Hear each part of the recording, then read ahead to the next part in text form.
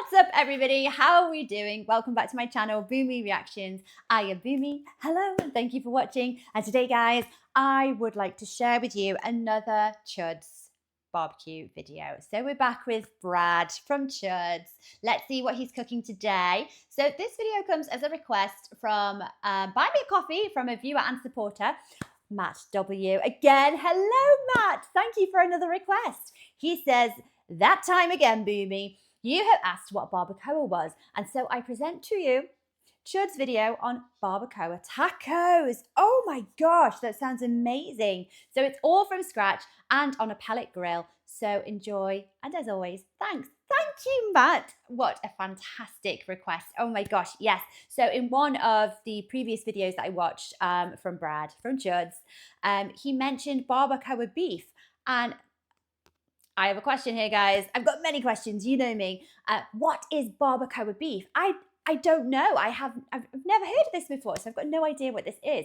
But by the sounds of it, Brad said it was delicious. So I need to know more. I need to know what this is. So let's check this video out. And as ever, guys, if you're enjoying these reactions, please like and subscribe to the channel. And I thank you in advance. Thank you, thank you, thank you.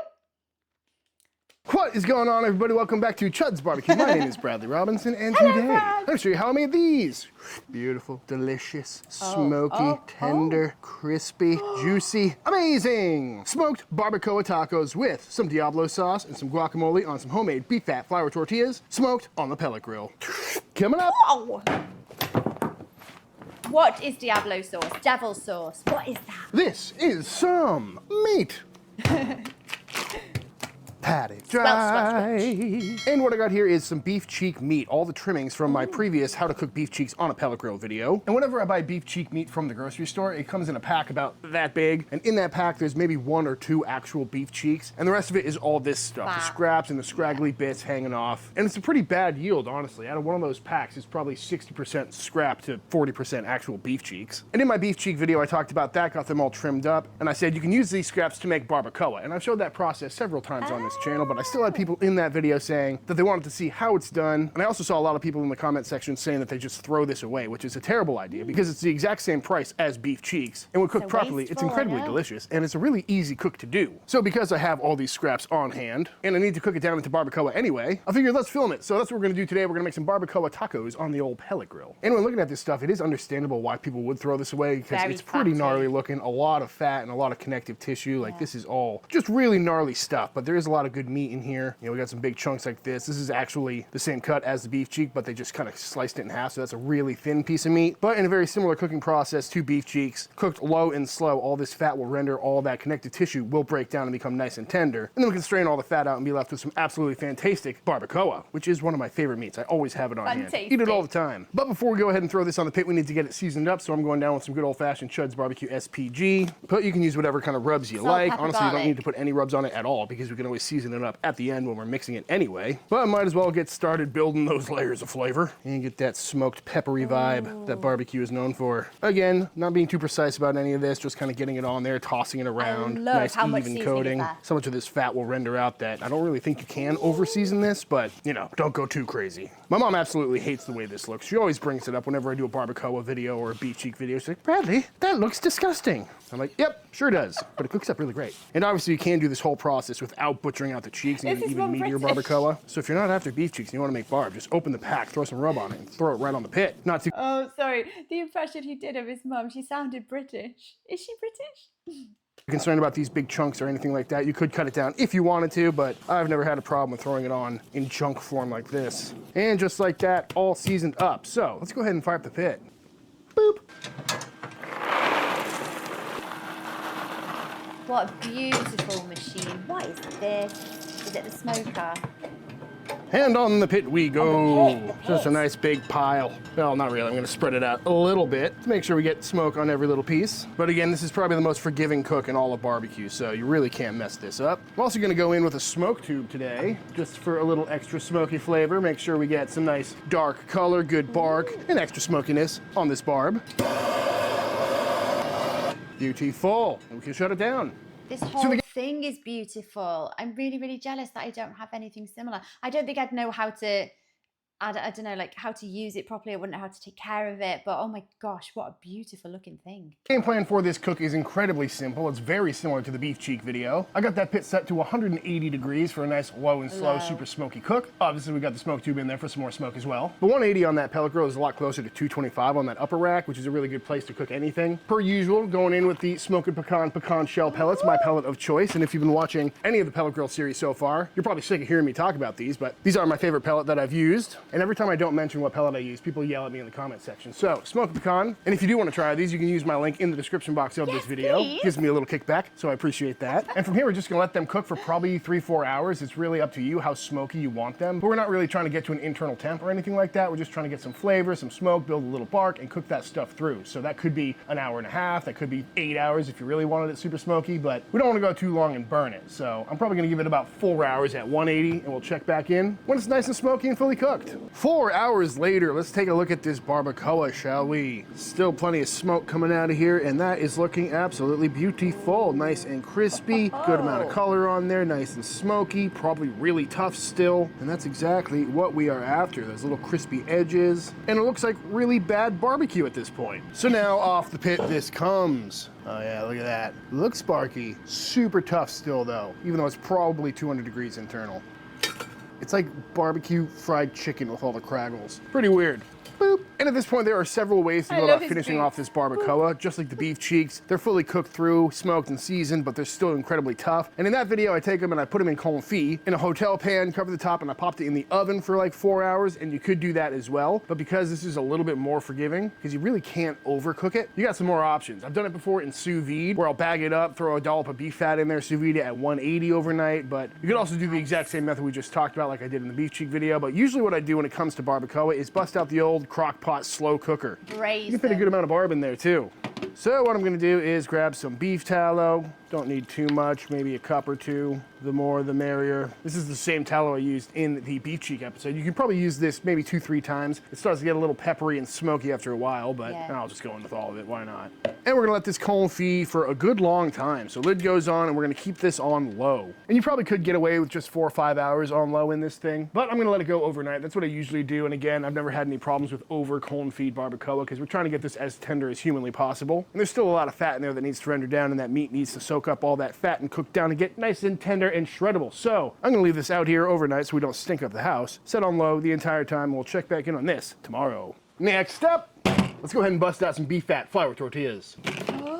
Start them going into our food processor with some bread flour, some baking powder, and some kosher salt. And get that all mixed up. Question. Another question. I know, I have loads. Why? I've never made tortillas before. Why would you use bread flour? That seems like they would be quite tough. Why would you not use like just an all-purpose flour? Let me know, guys. If Chuds doesn't answer my question, let me know in the comments. And then in with some Wagyu beef tallow. Oh my God! And get that cut in. And then while it runs, we're gonna go in with some warm water. And let that knead for a minute or two. And then out it comes.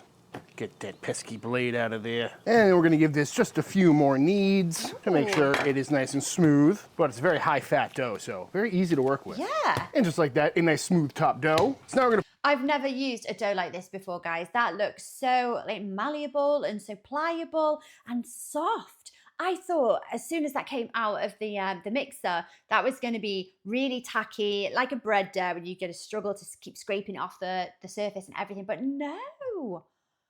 Oh, that actually looks like a lot of fun to handle.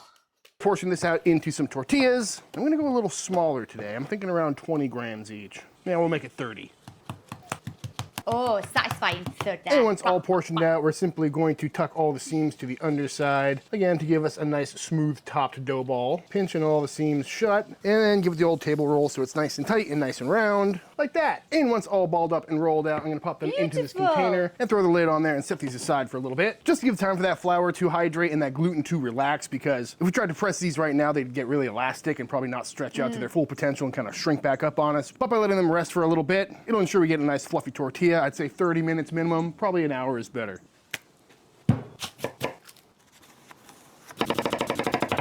Oh, nice knife skills there.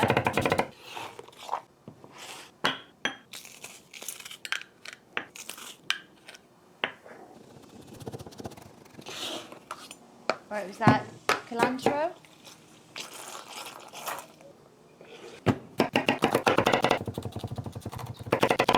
What type of chilies are these here? Ooh, ASMR going on here. I love those sound effects. So satisfying watching this.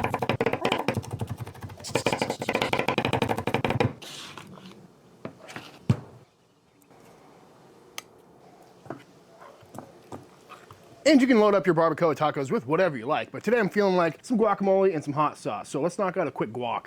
Starting with 4 avocados, some diced white onion, some Roma tomatoes, diced up jalapeno, big, fat pinch of salt, some freshly cracked black pepper, some lime juice, a little bit of cumin, a little bit of ancho powder, and of course, some cilantro. And get in there and get it all mashed up. And as always, be sure to taste and adjust, and our super simple guac is done. I'm also gonna get a mix of some onions and cilantro going, because that always goes great on the top of some tacos. Going with a nice pinch of salt and a little lime juice as well. And get that all mixed up. And as for our sauce today, I was thinking about going the salsa route, like making a verde or a roja or something like that, but I wanted something with a little bit more kick, so we're gonna make my version of Torchy's Diablo sauce. Starting by going into a pot with some oil. Any oil will work. This is avocado oil. And let that get nice and toasty. And once nice and hot, we're gonna go in with a whole bunch of whole habaneros. And let those start cooking down and softening up and getting a little bit of color on them. And after about 10 minutes of simmering away in the hot oil, these have wilted down and are taking on some lovely color and smelling quite nice. Although I am glad I'm doing this outside. But now we're gonna go in with some other ingredients, including our onions, just diced white onion. And we'll give that another 5 minutes or so to caramelize down. And once those onions have cooked off most of their water and they're starting to look beautiful and golden brown, now we're gonna go in with our garlic, and cook that for just a minute or so to take the raw edge off and soften up, but we don't want to burn it. And when everything is looking nicely browned, in we go with some tomato sauce. And this is 3 cups, or 3 of those little 8-ounce cans, followed by some white vinegar and some kosher salt. And bring this back up to a simmer. And now we're gonna simmer this down for probably about 10-15 minutes just to thicken up a little bit and get all these flavors combined, and let it reduce down for a little bit. And after simmering down for about 15 minutes, looking a little bit thicker, and all those peppers are starting to dissolve into the sauce. So now all we gotta do is finish it off by busting out the old immersion blender and getting everything buzzed up. And all that oil will kind of emulsify in, and it should turn a nice orange color. And just like that, all nice and smooth and looking fantastic. And just like that, our Diablo sauce is done. And I just tasted it, and it is fantastic. Nice and fruity, good amount of acid to it. Definitely got a kick, but nothing too unbearable. Beautiful. And now that our tortilla dough has been rising for a good long while, it's time to press them out on the good old Chud press. Got the old Chud press sitting on a propane burner over here. The temp on it is right around 350 degrees. Whenever I hear propane, I instantly think of King of the Hill. Sorry, it's just a weird thing to say. So we're simply gonna grab ourselves an adorable little well-rested dough ball, plop it right in the middle, and give it a press. Little taco squeal in there. And after just a couple of seconds, nicely pressed out, go ahead and give it a flip. We got ourselves a beautiful beef fat flour tortilla. Just look at it, folks. It's so smooth. I probably should have gone 20 grams on that. That's still a pretty big tortilla, but it'll be just fine. Not really aiming for street tacos or anything like that. Oh, nice and fatty though. Got some nice air bubbles in there as well. Just flip this a couple of times to make sure everything is set. And I did make a mistake by putting all the dough balls in here, because this is my tortilla warmer slash steamer, but with all the balls in there, I can't be putting these in there. So I got this other vessel over here, which I probably should have put the balls in, but either way, beautiful looking tort. Let those steam away while we repeat the process. Little tortilla whispers. Oh, yeah, nice and poofy. It's been a minute since I made some flour tortillas. Pretty fun little process, too. And just like that, all pressed out a beautiful stack of some lovely, freshly made flour tortillas. I made some bigger ones, too. These are really hot. Ow. But we're gonna let them steam in this warmer and keep warm, and that steam is really gonna help soften them up while we check back in on that barbacoa. This barb has been simmering away for the last like 15, 20 hours or something like that. I checked it last night pretty late. It was like 2 in the morning, and it was still pretty tough, and that was like 6 hours in. And then I checked it this morning around 8 or 9, and it was incredibly tender, and I've just let it rock ever since then because it's just gonna get even more tender. And last night it was poking out above that fat line, but as you can see, it all wilted down and melted and is now completely submerged. So now we got to strain it. So I'm just going to try and grab it, even though it wants to fall apart. Incredibly tender. Just a little shake would break this stuff apart. Let some of the fat drain off and into this colander situation I've got. It is falling apart. Oh yeah, nice and tender. And it was bubbling away. It was cooking at like 205, 210 degrees, but nothing is crispy or deep fried, which is a good thing. Ooh. And it smells really good. And at this point, it's obviously incredibly greasy, so that's why we're gonna let it sit in this perforated pan here for a bit to let a lot of that fat drain off, because we don't want this to be too greasy. And at this point, texture is completely up to you. I like to go ahead and give it a good little mix, break apart any big fat globs that might still be in there. But you can leave it chunky if you like. You can bring it out and chop it up if you want, or you can just kind of mix it and get it all pulled. Kind of like pulled pork. Amazing. And a nifty little trick if you want it super fine is to bust out the old beater. Makes quick work of pulling this stuff apart. And just like that, all strained out, we've got ourselves some beautiful, sticky, smoky, super meaty beef cheek barbacoa. And at this point, you can taste it and adjust for seasonings or salt or anything like that. And I should mention, you can get really creative with that overnight confit process if you want. You know, throw some onions in there, garlic, jalapeno, throw a cinnamon stick in there if you like. We went pretty simple with this one, but if you want to make a cheap birria situation, you know, you can throw some chilies or some cinnamon cloves in there. So really whatever flavor profile you're after. Now we could easily make some barbacoa tacos with this as is, but I want to add a little bit more texture. So let's go ahead and fire up the pit. What's he doing now? Boop. Got the big old cast iron griddle in there. Haven't fired this effects. thing up yet, so let that burn out for the last 30 minutes or so. Hit it with some spray oil to make sure it is nicely seasoned. But I will say, kind of hard to see in this light, but that is a big old cast iron skillet. Yet again, making this grill even more versatile. But we're gonna grab some of our lovely barbacoa here and throw it right on the old flat top. All the extra fat in there will help crisp this up. And like I said, you don't have to do this step. I usually don't, but I think adding a little crunchiness and crispiness, kind of carnitas style, will help add some heterogeneity to this taco and extra flavor. And again, I'm not trying to get every little piece crispy, just some of it. So we have a little soft texture and some crunch in there. And I apologize, the light is awful right now. And also, if you don't like a super greasy barbacoa, this is a great way to do it because a lot of that fat is gonna kind of run out. Just gonna let it kind of fry on one side for a bit, kind of like a chopped cheese. And then we'll go through and chop it all together. This is also a great thing to do with leftover barbacoa, you know, pull it straight from the fridge and throw it into a pan. Oh yeah, looking nice and crispy, nice and bubbly. And just like that, after about 5-10 minutes, again, you can make this as crispy as you like, but that is looking pretty much perfect to me. Give it one more final chop up. And off it comes. Oh good, as soon as I get it all off, the lighting changes. That's just great. But yeah, looking very nice. Very hot. Might as well tallow fry some tortillas while we're here. And finally, it's time to assemble some tacos, starting with our beautiful beef fat flour tortilla, to which we're gonna go down with a nice little scoop of our guacamole, followed by a lovely pinch of our crispy barbacoa, a drizzle of our diablo sauce, and then some onion cilantro right on top. Very simple taco, but it's got all the elements, you know what I mean? What a beautiful bite. Let's make another one. I was pretty close to putting this in a food processor to make it really smooth, but I decided to go with somewhat chunky. But let me know in the comment section down below what you would put on a barbacoa taco. Because traditionally, I'm just like a salsa verde and onions kind of guy, but this is looking pretty good to me. Like a Love the salsa consistency on on it, that Diablo sauce too. Oh, beautiful. And there we have it, folks. Some beautiful, beefy, smoky, tender, slightly crispy barbacoa tacos on some beef fat flour tortillas with our Diablo sauce and our guacamole. Let's dive in. Not gonna lie, I haven't had a beefy taco in a while, so I'm pretty excited for this one. Try one. Mm-hmm. Oh yeah. Oh yeah. What's not to like there, folks? That's fantastic. For how few ingredients there are, there's a lot of flavor going on, you know? Definitely picking up on that smoky beef. The little crispy edges of the barbacoa is a very nice touch. You can't go wrong with a freshly made flour tortilla. That sauce packs a punch, but a lot of brightness as well, which is really nice. Does have some heat to it though. That's a builder for sure. And then you got that creamy guac for some extra texture in there, and yeah, that's a solid bite of food. So meaty. The sauce is unbelievable. This is definitely one of those tacos that you eat like 5 or 6 of.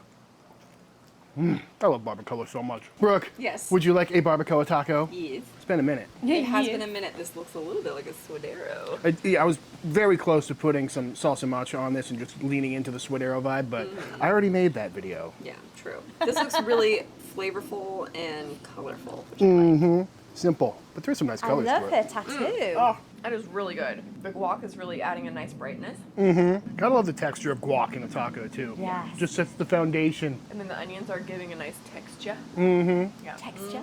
I like Taco Tuesdays. Yep. Or Taco Thursdays, even though today is technically Friday. Today's Friday. How's the heat level? It's pretty spicy, but I like it. It's the, I made the tortillas Diablo sauce. Yeah. If you have an aversion to a little bit of a kick, this would be a lot for you, I think. Yeah. Yeah.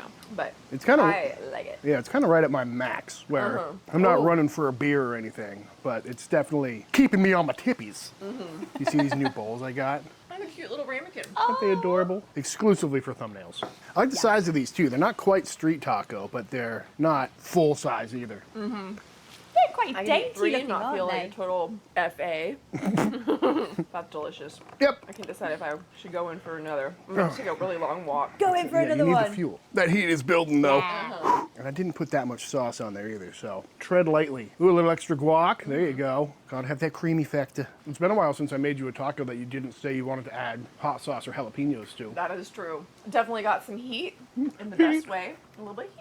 But it works and it's flavorful. Does the BARBACOA have any heat? Okay. There's some jalapeno Oh, in the the guac. sauce. Everything else is coming straight from the sauce, which is made with a whole bunch of 10 habaneros. Yeah. Judging by how orange it is, I had a suspicion. All right, I'll make you 10 more. Good. Yep. Well, before I eat probably 17 of these off camera, I think it's time for the onion and hot sauce free version of the official taste test.